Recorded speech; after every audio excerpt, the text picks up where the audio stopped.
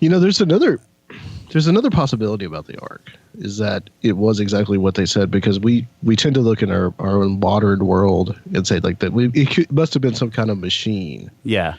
But, you know, I kind of base this on a flimsy thing, but have you guys ever heard of the Dybbuk box? Yes. Yes, I know the Dybbuk box. Yeah. Yeah. You think it was a Dybbuk box? That would be terrifying.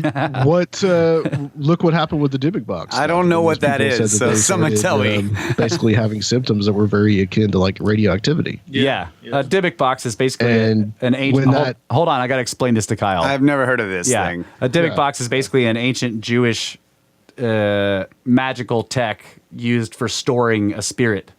Oh, right. Usually an evil one. And then once the box will hold the spirit, but then it's very dangerous. That's the thing that the Ghostbusters guys carried around. That's right. Yeah, so this guy bought this like old Jewish wine box from these people, okay? And he took it to this is what has been said. He takes the wine box because he's an antiques dealer. He takes it and he has it sitting in his store to sell the thing, right? And his mom like starts having a stroke. Weird things start happening. He starts hearing like voices inside his shop. You know, like the alarm is getting tripped in the middle of the night. Just weird stuff is going on. Yeah. Right. So he looks at this thing and he's like, this thing is cursed, man. So he takes it and he sells it on eBay. That's right. Yeah. And he sells it to these college students. I don't know why they bought it, but apparently they did. So he sells it to the college students. The college students take it and they have it in their house, right?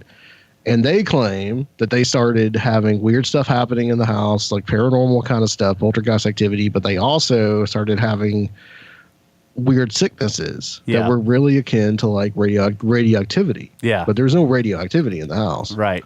Okay, like their gums started bleeding, hair started falling out, radiation sickness kind of stuff.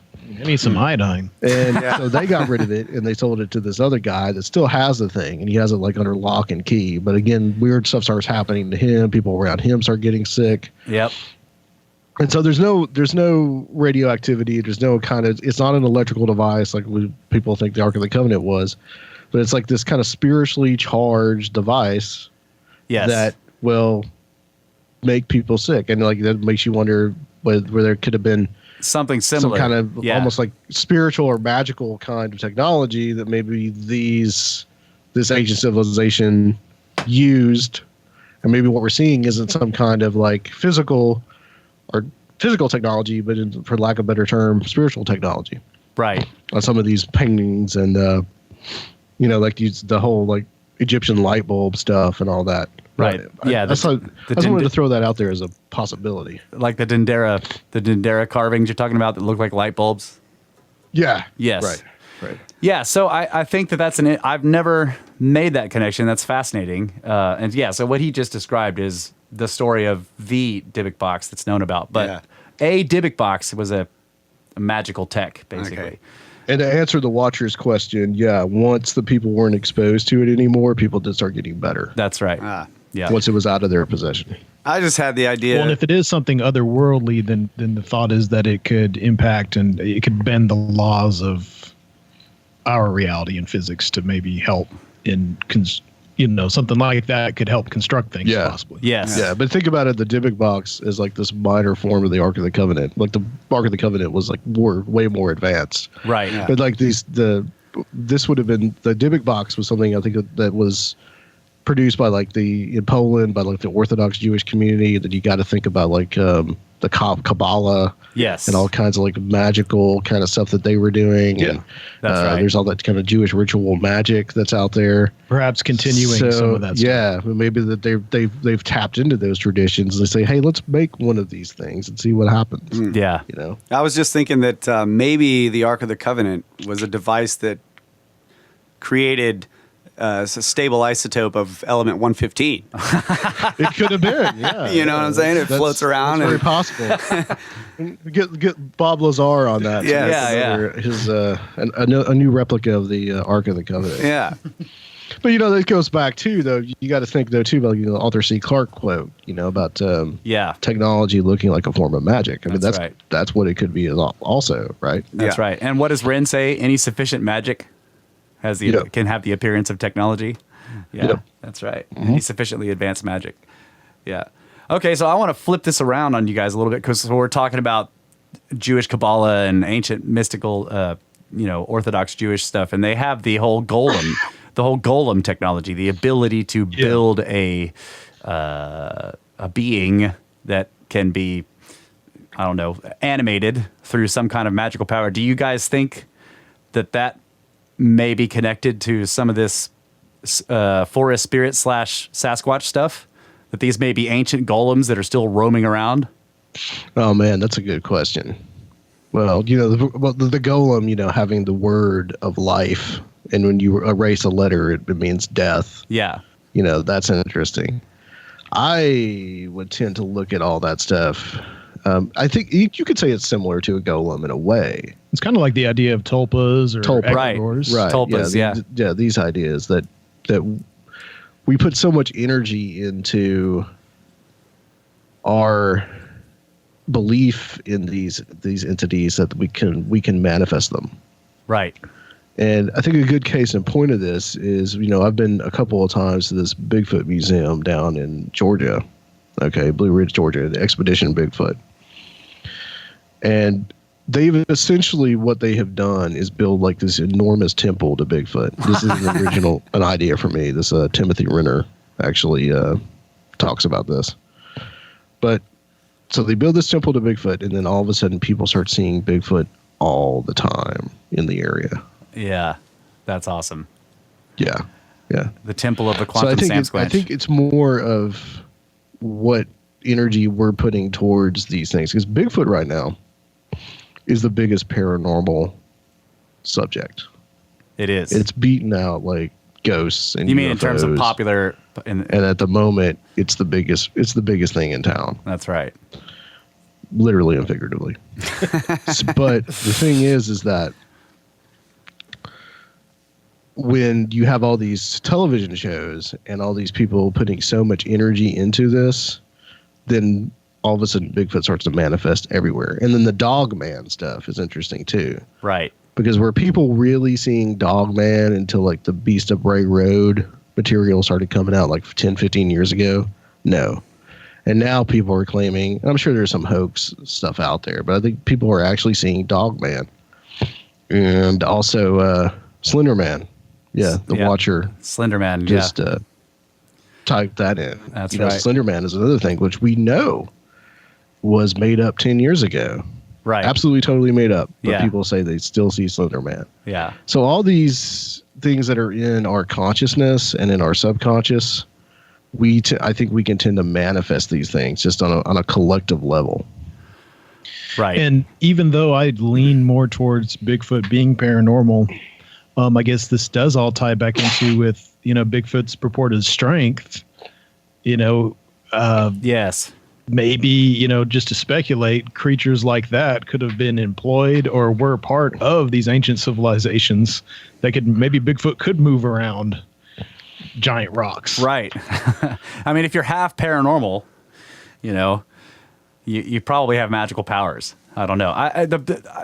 So I just was listening to you guys' show where you guys are talking about how there's like Men in Black stuff associated with Bigfoot sightings. That is fascinating. Yeah, men in camo. Right. Yeah, you got. That's something that our friend Dan Maslach down in Atlanta, he's been getting into that lately, and Timothy Renner's also been talking a lot about that too. Yeah, it's the guy in the suit, and then the right. redneck the guy in camo. Yeah, you have the special ops guy and the agent. These guys have been showing up in a similar fashion to how when people have UFO sightings, the Men in Black will show up and they'll warn people, don't look into this any further. Yeah. It's just the similarities are very striking between the two phenomenon. Right.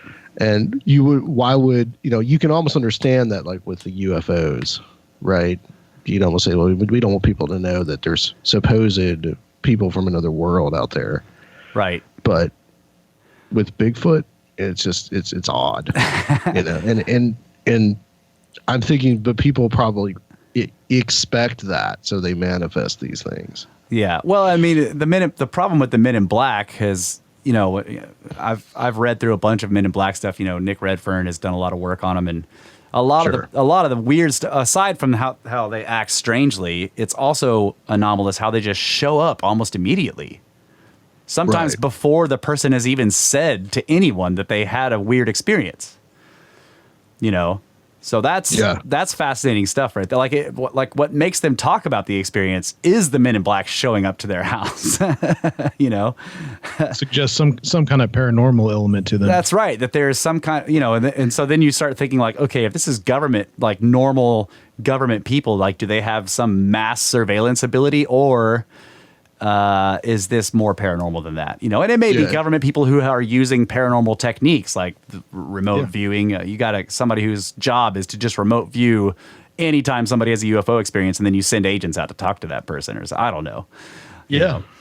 Yeah, I tend to think that this has got to be all this stuff is paranormal, as opposed to actual aliens, because I don't know. Just looking through history, whenever there was a more powerful civilization with bigger and better technology coming to a world or a part of the world where people had low tech, there was no way that the people with the low tech could keep the secret of the meeting of these people with more powerful technology from the rest of those people, because the higher, you know, the civilization with the higher tech runs the situation.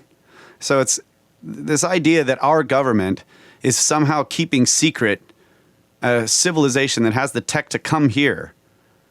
So like they're way beyond us. There's no way our government could keep that secret. Right. If like they have the power. If the aliens didn't want it to be kept secret. Now, if the government is working with the aliens. Yeah, no, that's fine.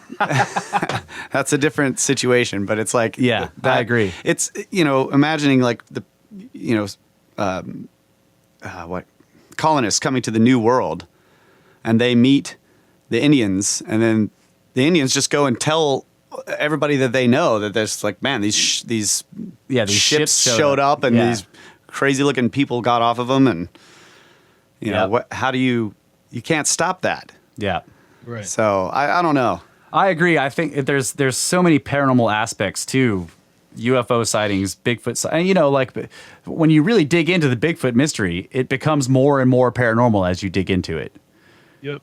And it gets weirder. It gets weirder and weirder. Right. So it's the same with you guys have had Joshua Cutchin on the show. That's right. Yeah. Spoken to you guys about that. Yeah. The other question I would have, just to sort of play devil's advocate on this idea of the consciousness of people manifesting these things, is, you know, all of the kids that started reading comic books and read Batman and Superman, like why weren't Superman and Batman being seen all the time? Because the kids believed that they were real, or you know, and in some cases children have a better ability, more power in terms of their ability to believe, right, fully, without, you know, like we do nowadays, is trick ourselves into some, you know.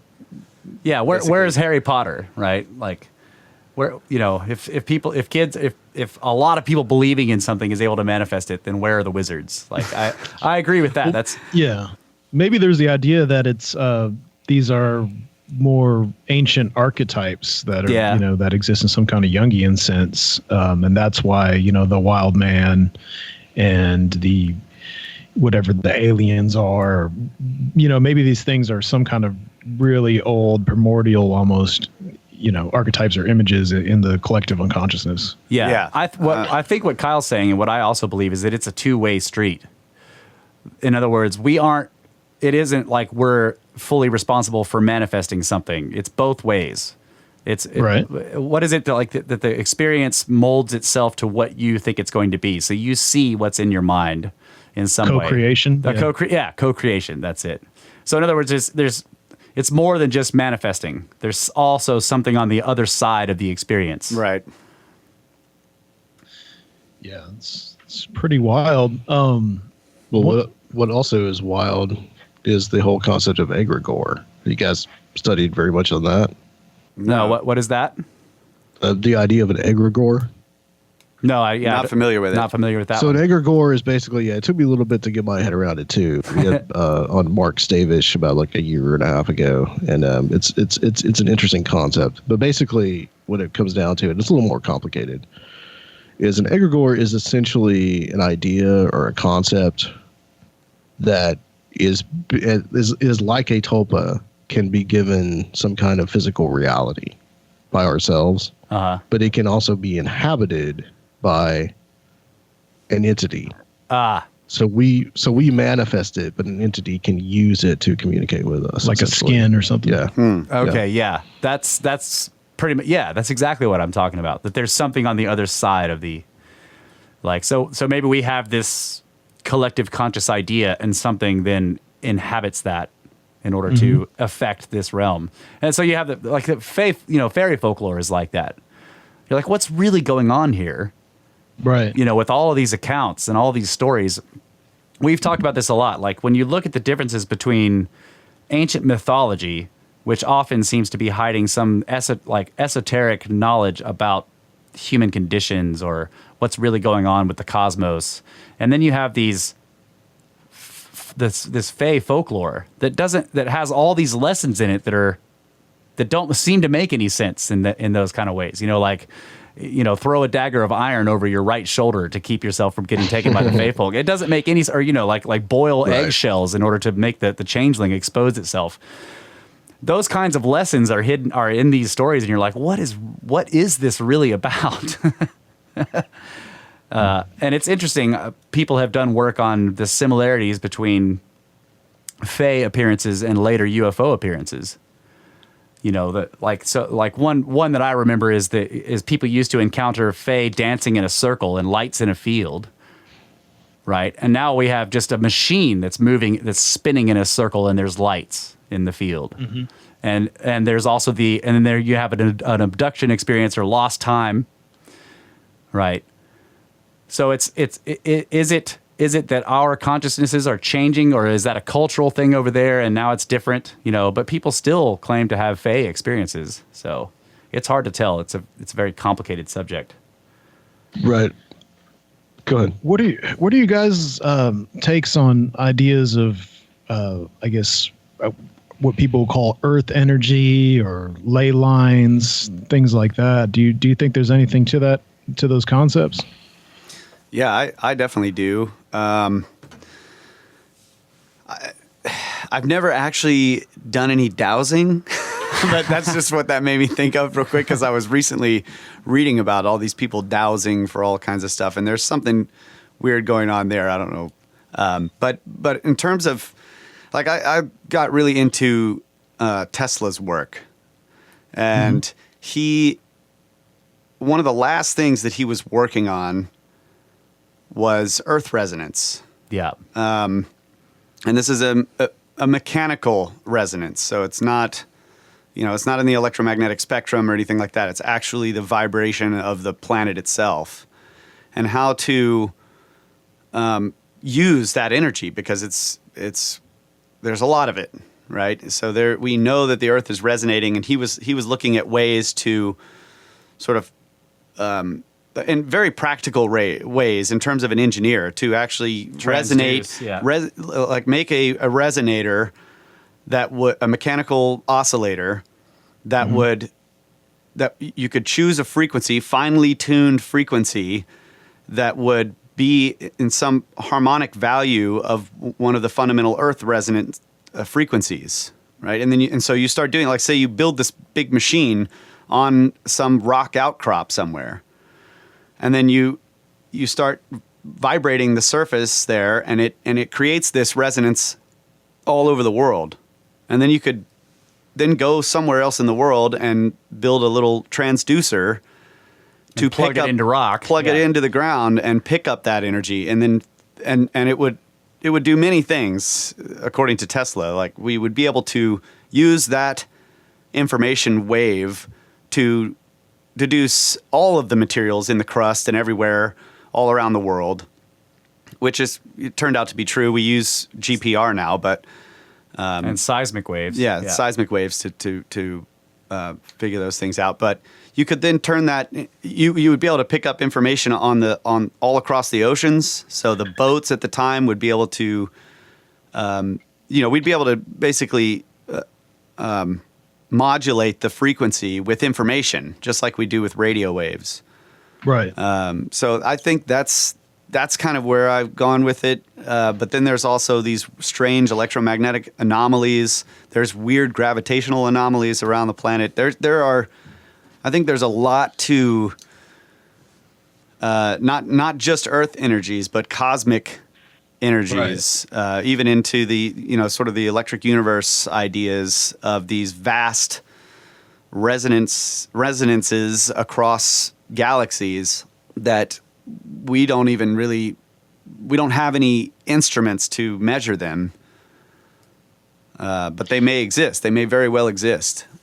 So I'm all about that. I think that's a really interesting subject.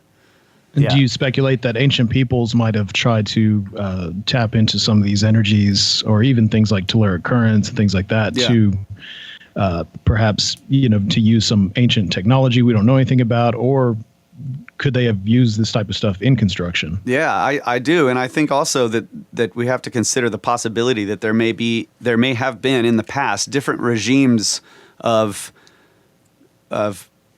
power in terms of these different energies. So, we may have had a heightened electromagnetic field. There may, we did actually, yeah. We're moving through space at speeds we don't even know, because it's all relative to the objects that are nearby to us. We could be moving through areas of space that cause different types of energy to be very powerful. And so some of the, it would be like imagining today we've got all these solar farms, and let's say we were using solar panels everywhere to power all this kind of stuff. And then something happened with the climate, and it was just cloud cover all the time and very dark and dim. And thousands of years later, people are uncovering all of these pieces of things that are, they're saying, oh, these were using some kind of crazy energy source, but they'd never seen the sun. Right. Right. They wouldn't know. That's fascinating. I never thought about it like that. Yeah. We have this joke, sort of kind of a joke on the idea of the next cataclysm is going to happen and all the pyramids are going to turn back on. Right. Right. Because yes, the idea that there were energies that are latent in the planet and that may be weaker now, were being utilized by these ancient peoples, or even something that still exists now. We just don't know how to look at it. Because the idea of ley lines, that there are telluric currents that move through the planet, that's pretty much, they're called different things, but that's pretty much accepted geophysics at this point. Yes, absolutely. So how to utilize them is the question. And so then you get into things like you're looking at the Brown Mountain lights or the Marfa lights, where we have these strange seemingly piezoelectric occurrences where there's just balls of energy floating around above the ground for whatever reason. And that may be that may be part of this energy. It's known that crystal, when it's stressed, if it's vibrated, basically will release electricity. And if electricity goes into it, it will vibrate. It's a transducer in that way. Right. It would transduce electrical energy into mechanical energy and vice versa. And so the Earth itself is vibrating all the time. So you can imagine that if there's big crystalline deposits below the ground, that it's going to be making anomalous electrical energies. And that may be what's going on with places like the Dragon's Triangle and Bermuda Triangle. Right. That beneath the surface of the ocean there, which the crust below the ocean is very thin and is subject to be vibrated very easily. And so if you have the right circumstances, there may be crystalline deposits in the crust there that get vibrated, and they make strange electromagnetic fields, and people's compasses start spinning, and then they crash into the water. Who knows? It can easily be turned on and off depending on how powerful the quaking is. So right. If there's, we wouldn't maybe perhaps measure it on the Richter scale or anything like that, but there's this constant vibration, and if it changes slightly in frequency, that resonates with that area. Yeah. It could create electromagnetic fields that do weird things. Yeah. and maybe people like, what was the stuff you were looking into with the like the tunnels of lava? Lava tubes. Lava tubes. There are ancient sites that seem to be built over top of ancient lava tubes. One of them is Gunung Padang in Indonesia. Teotihuacan is built over top of a lava tube. So it's, so you start wondering, what were these people, why were they doing that? And lava tubes, if you imagine a lava tube that's actually flowing with lava, it's going to be vibrating like crazy. Yeah. So who knows what they were doing with it? Yeah, the Watcher's bringing up the streams of mercury and fool's gold. Yeah. So there's all this weird stuff about mercury, like in the, what was it? In alchemy. Yeah, for sure. And then mercury is hard to get. You have to be able to. You have to know some alchemical smelting to be able to get it out of cinnabar or whatever the ore is called. But they find pure mercury, like liquid mercury, beneath these same sites. And even it's the place in China. It's the pyramid that's supposedly the tomb of the ancient emperor. That's next to the place with all the terracotta warriors. So they've done scans into that pyramid. They've never dug into it, but they've done scans in there and have detected like enormous amounts of mercury in there. And their own legends say that the emperor was buried in a palace that had a moat of mercury around it. What do you think about the role of alignment? You have, of course, astronomical alignments and sites being dedicated to this phenomenon, especially solstices. But do you think if there's anything to like the ideas of ley lines and the idea that almost like acupuncture of the earth, that you can, put a monument or something to actually tap into that line or direct the energy? Yeah, I kind of think that's. I don't know a whole lot about ley lines, but that idea seems to coincide to me with the stuff that Tesla was working on at the end of his life. Like I think of these types of things in terms of resonance. Whatever frequency range doesn't really matter. All materials, each material on the periodic table, each element has a specific geometry, and that geometry is conducive to a very specific resonant frequency or pattern of resonance. And so you would see, let's just say there was some way they could detect, these earth energies or something, and then they would choose a type of stone because that material is made up of these very specific geometric objects that resonate perfectly with this frequency, and then erect, something there. And of course, they were very precise in some cases with the way they cut the stone. In other cases, it would just be a very specific type of stone, just some massive non-cut. And they would build these sites on like you were saying, places that were detected by some version of a dowser, basically a person who was sensitive to these things. And they would, they were called, like the Greeks called them omphalos, like navels of the world. And so these seem to be intersections of these ley lines or earth energies, and those are the navels. And then you make your sacred or holy site, and sacred meaning you're using sacred geometry, which is the geometry that matches the universe. Yeah. So it does seem to be built. It's designed in a way to be, quote unquote, harmonious with creation. Right.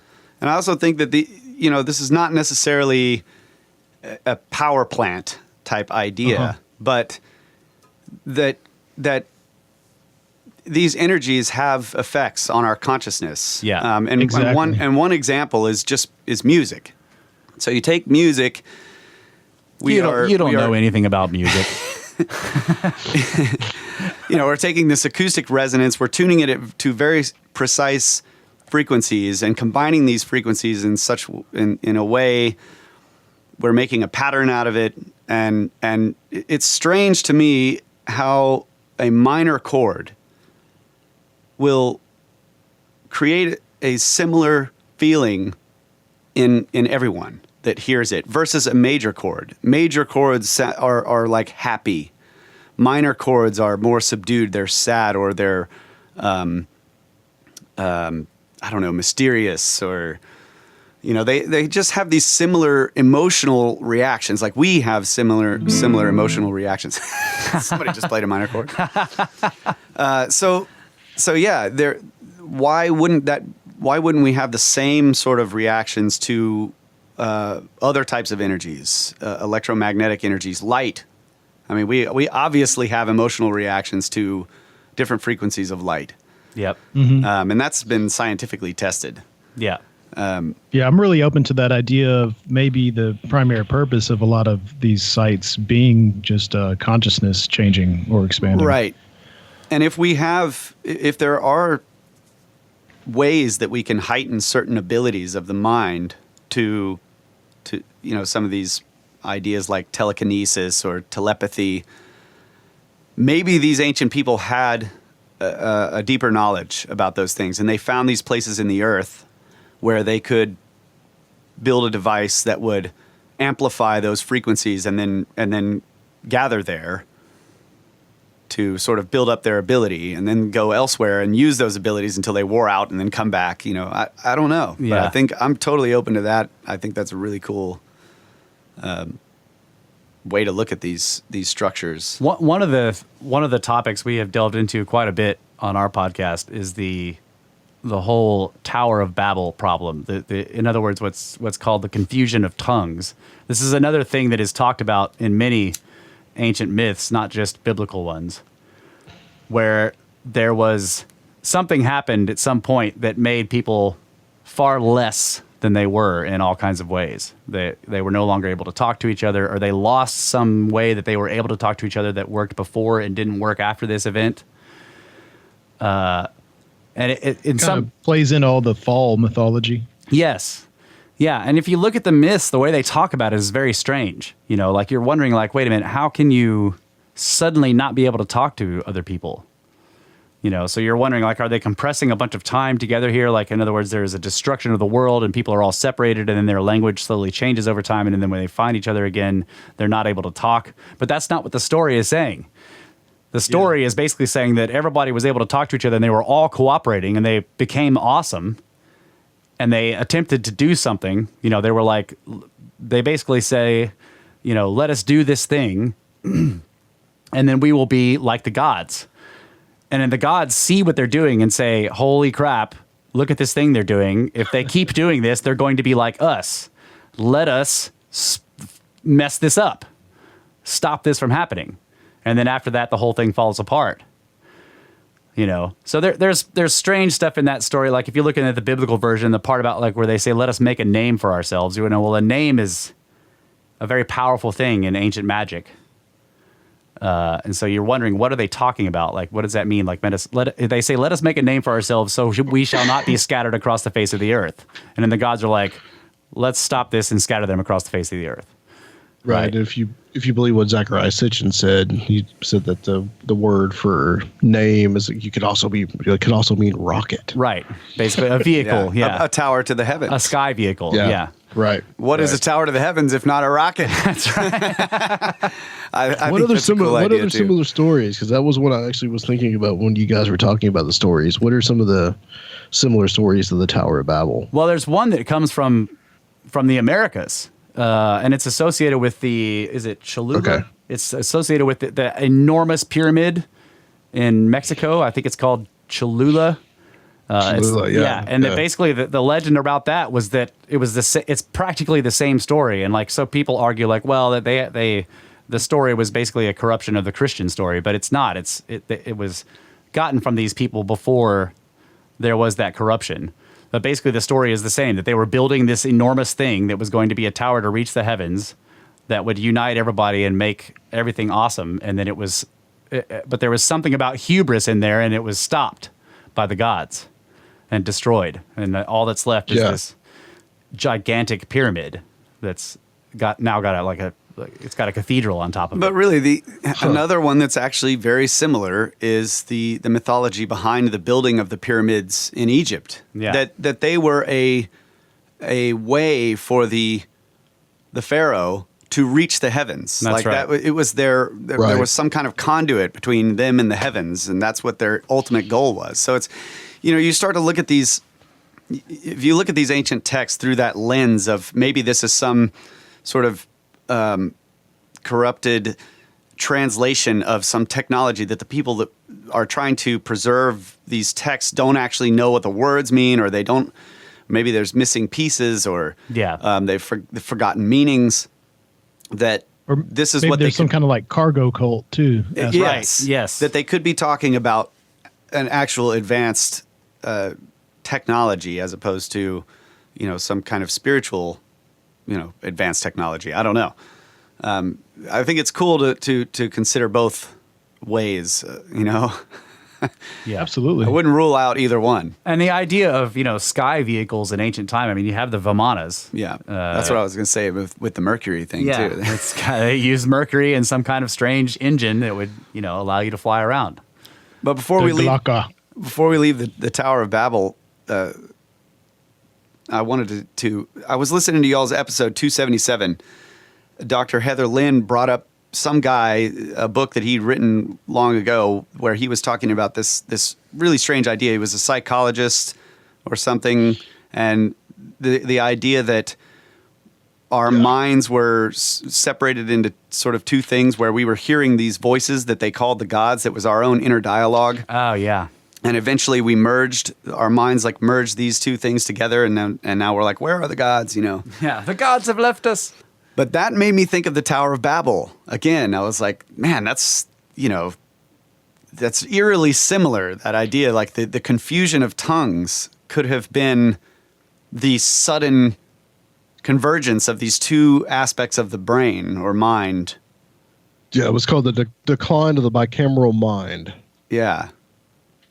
So I didn't get it. I mean, I just listened to that, and so I didn't get a whole lot of time to think about it. But the confusion of tongues, just going with that idea, could have simply been that convergence where they were all sort of one language, was before when this inner dialogue was more subconscious somehow. Yeah, that's an interesting idea. Yeah, it's a very fascinating idea. And I think that it corresponds to, I think the end of the Bronze Age, I think is where he put that. Right. He placed it there, but I was thinking, man, this could have happened, 600 years after the Younger Dryas. That's right. Well, I mean, there are like Sumerian writings where they seem to be begging for the return of this ability. That is true. So it's like something that happens suddenly to people all over the place, and then and then there are these scribes that are like, they're basically begging their gods, like, please give this back to me. So that's been a mystery that we've looked into a lot. What exactly was that, and what was going on there? And it does seem to precede like the downfall of a bunch of very large civilizations. Well, also I've heard that Nimrod is analogous to Gilgamesh. It could be. I mean, I find that interesting. Yeah, I mean, these characters are carried across. I've seen that analogy made, or that the Nimrod is actually just another name for Gilgamesh.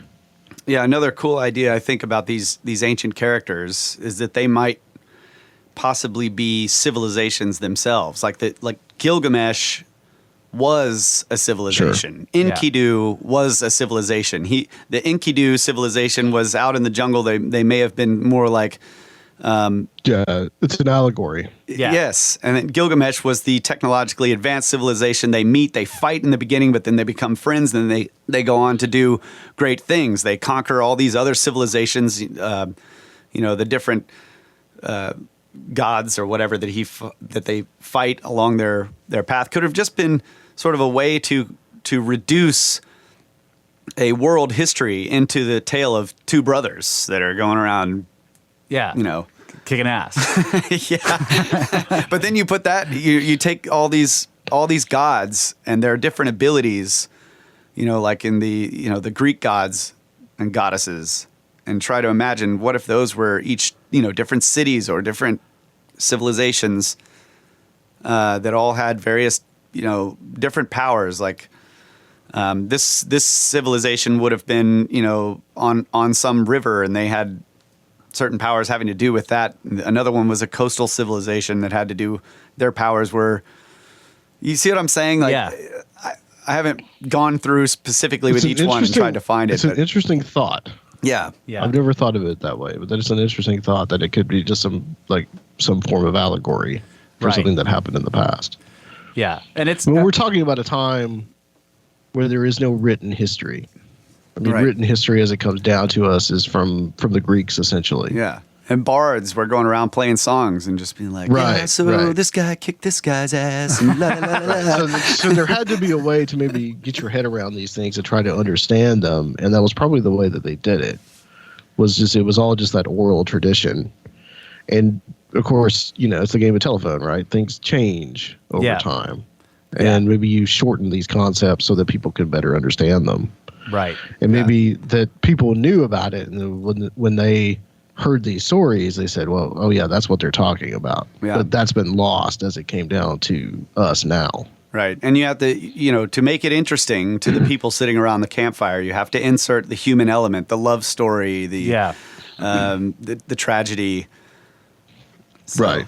But you have all the archetypal stuff. Right. Yeah. Dirty, all that. So it's all thing. Yeah. Yeah. So you have the Hamlet's Mill idea, which looks at all these stories and says, okay, they seem to cross cultures and cross thousands of years. They're all around the world, but they seem to have these similar elements, not similar in such a way where you think culture A was interacting with culture B, and so they had a cross-pollination. Instead, it looks like culture A and culture B had their source of their myths from something even more ancient. And that's just like the maps and all these other things we're talking about. All these ideas point to the quote unquote, Atlantis, this lost technological civilization from which all this stuff stems. Well, I think that's a good place to stop, guys. Yeah.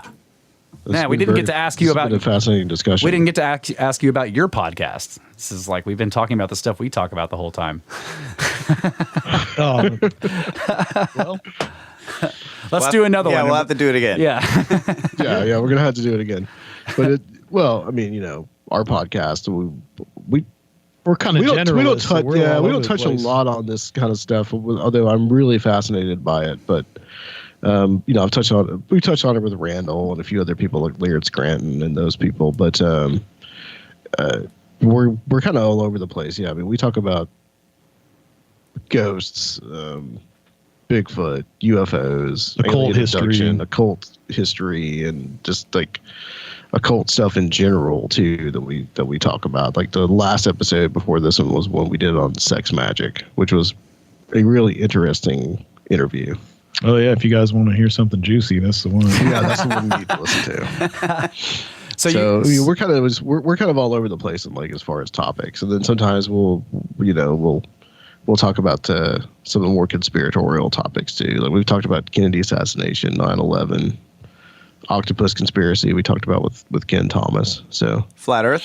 We're kind of all over the place as far as topics. I think he keeps it fresh. You know? Totally.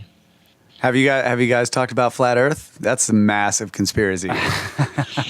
We've touched on it. We haven't really talked about it a lot. I kind of wanted to stay away from it, honestly, because there's so much emotion involved with the flat Earth stuff. Yeah, and it's got enough attention. Yeah. Exactly. Yeah. But we actually have a conference coming up, and Tim Banal is going to actually give a really cool presentation about the flat Earth theory. Yeah, kind of like the rise and fall of it, and like the bizarre world of it, and why people believe what they believe in it.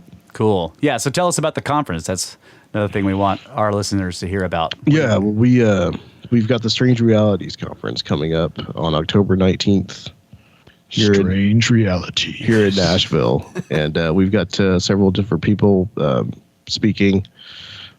Seraphiel just mentioned Tim Banal. We got Guy Malone, Joshua Cutchin, who you guys have had on, Timothy Renner, Zach Hunt, Mark Anthony White, our good friend Joe DeMari. So it's going to be real cool. We're going to have all day long. It's only a 1 day thing, but we're going to start at 10 in the morning, go all day. Then at night we're going to have music to close it out, Music City style. And it's going to be real fun, and everyone's going to be really accessible. All the speakers, so everyone can hang out and talk to everybody, talk to all your favorite researchers. And there's we just more than anything really wanted to get all these people together in the same place. But it's looking pretty good. Like we'll have a pretty decent turnout. So we're really hoping. Are you guys gonna do any kind of panel thing where you put a couple of these guys together, like 4 of them up there to argue about something? Well, at the end, we're actually going to do a live recording of the podcast, which is going to be like a question answer session with everybody. Nice. That's cool. That'll be great. Can't wait to hear that one. That's awesome. Yeah, man. It's going to be cool. We're trying to document the whole thing too, so hopefully we'll have video of the whole thing some way. Cool. Is this going to be an annual thing? Or are you going to try to do it again? Make it bigger? What's the... If it goes well. We're learning. Yeah. It's been a learning process. So yeah, it seems like a tough thing to set up. We've got a good space. It's over at a rehearsal studio in a really big room, so we could fit like 100 people in there. So nice. And people could find out about it if they're interested in going at strangerealitiesconference.com. Awesome. And give the website for your podcast and everything too for our listeners. Conspirinormal.com or that is with 2 I's, and you can find that, and of course any kind of wherever you find your podcasts. But we write a little blog about each episode and stuff on conspirinormal.com. Yep. Awesome. And the archives are conspirinormal.podomatic.com. You can find those there. Cool. We got I think this is like episode 282. So yeah. You guys are way ahead of us. What is so this? you guys got great show. You guys got great chemistry together. Yeah, absolutely. Oh, thanks. I guess you would, considering you grew up with each other. I mean, we could hate each other. Did it ever get to be a bit much, man? Podcasting with your brother? Nah. It's been great. So no, Adam gets on my nerves sometimes. It's not related. Oh, well, we get on each other's nerves, but that's part of it. Awesome. Yeah. Well, stay on the line for us. We're going to close this section out, and we will be back to close our section on Conspirinormal. That's right. So will we.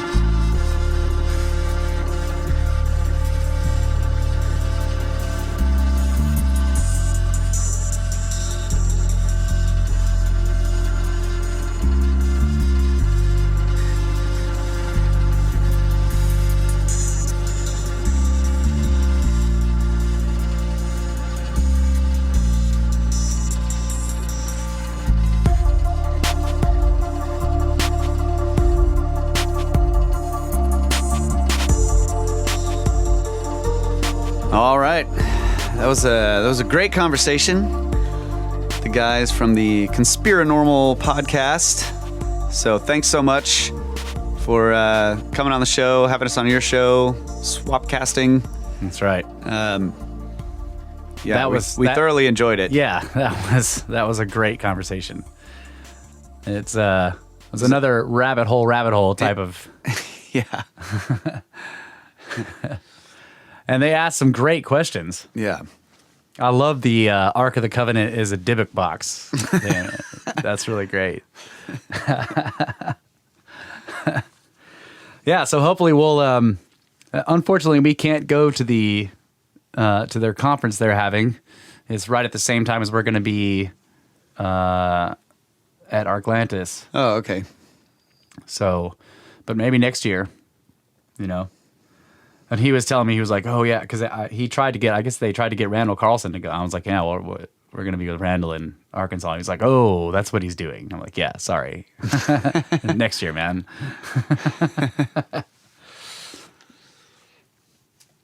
Yep. Yeah. Wanted to, we've got a pyramid scheme donation. Yes. From Demian. Mind blown. Insert clip here. Keep slithering on. Sister Snake, Demian. Man. $100. Wow. Wow. Thank you so much. That is that's the biggest donation we've gotten so far. That's right. That is. That's incredible. Many steps closer to pyramids. Awesome.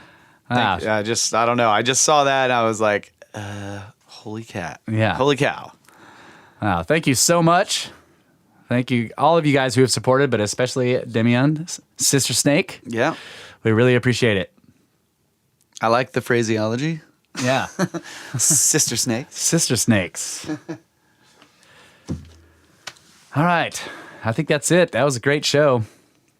Hopefully we'll have those guys back on and ask them more about their podcast. You guys should check it out. Just look up Conspirinormal. They talk about all kinds of interesting subjects. So next time I want to pick their brains. I had a bunch of questions planned, but... And we were also supposed to talk about they wanted to talk about the missing 411 stuff. Yeah.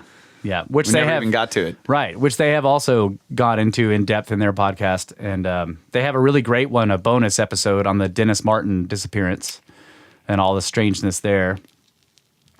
So yeah, hopefully we'll get those guys back on because that was a lot of fun to talk to them. And maybe next time Adam won't be sick. Yeah. Poor guy. Yeah. Show must go on. Also, would like to thank Ty and Archer, members of the Snake Bros Snake Force. Oh, yes. And also of $50 Dynasty. They left us a jar of fine tobacco. Fine tobacco here products. in the studio. And once again,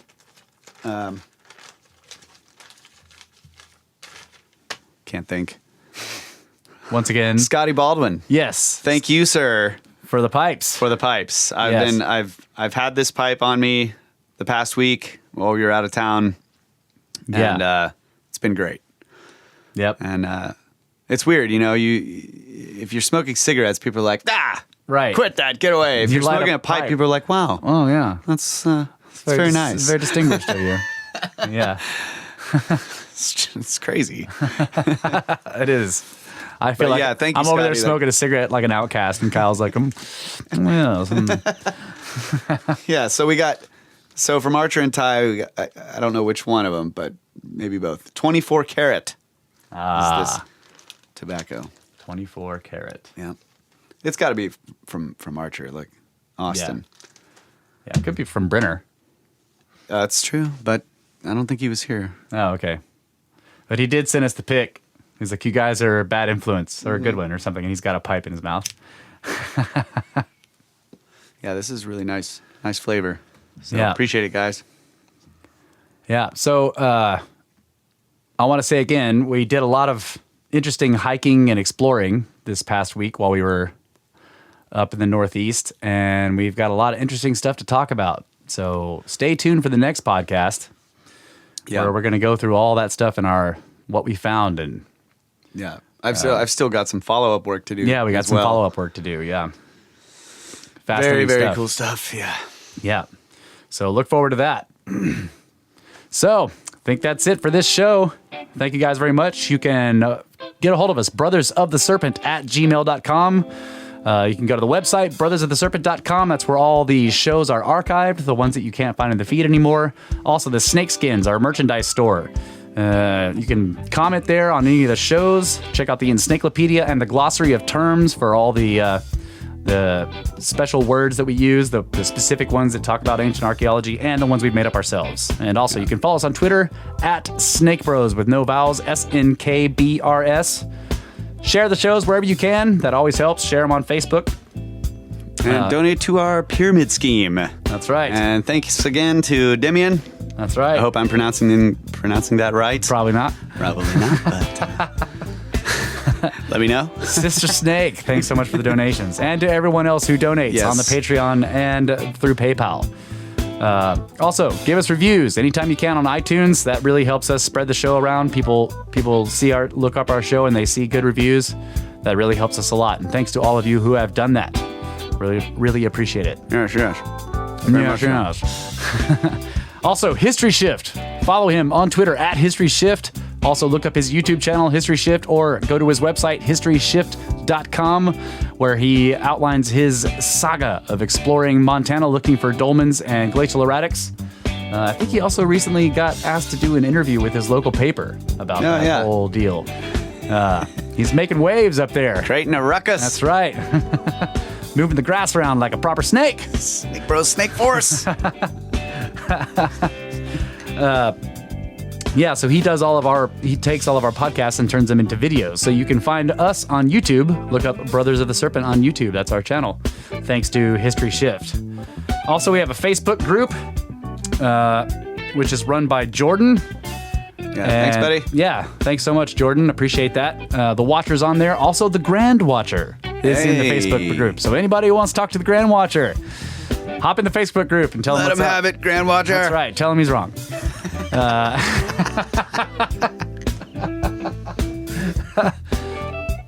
And I think that's it. Yep. Thank you guys so much. Thanks so much to the Conspirinormal guys for the Swapcast. It was a lot of fun. Good night, Adamu. Always well. Get back to work. Turn it up, Scotty. Oh, yeah. Also, I totally forgot. But then I remembered to talk about Poddoodle. Follow him on Twitter at Poddoodle.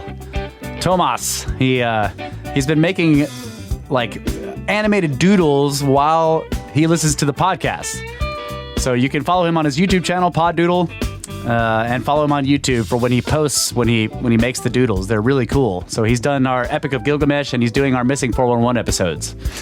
Yeah, and I need to do a thing on Twitter where I ask people what they want him to do. So I'm going to do that at some point soon so that he can do ones that listeners want to see. So yeah, yep. Hilarious stuff. Yes, it is. He's got a great sense of humor.